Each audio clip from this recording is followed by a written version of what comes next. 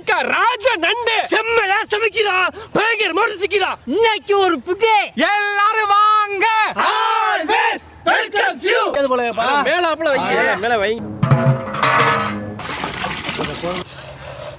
அது தெரியல. இந்த மாதிரி ரெண்டு பேர் பெரிய சைஸ் ஸ்பைடர்.